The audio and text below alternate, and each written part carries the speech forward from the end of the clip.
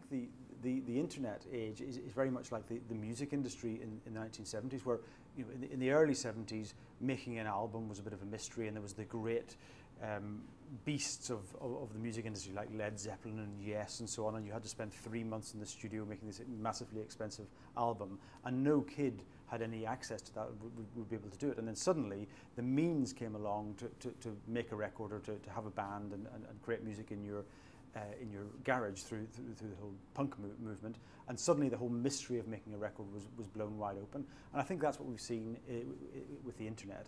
Suddenly anybody has access to creating content, or writing, blogging, uploading a video.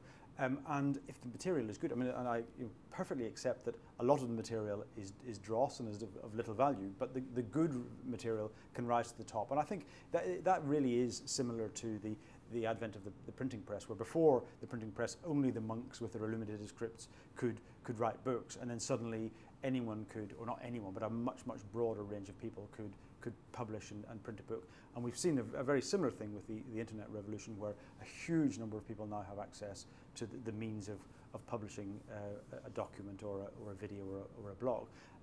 The good stuff does have a habit of rising to the top. Obviously, professional writers and so on, the Robert Pestons and the Nick Robinsons and so on, are writing great blogs that are read by huge numbers of people. But you see people who are complete outsiders, who've no experience in this before, who are writing and being creative online, and whose material is watched by millions and millions of people. So one very good example is a woman called Lauren Luke, who does makeup tips on YouTube. And she started just for fun in her bedroom, showing how to do makeup in the style of pop stars and actors and so on.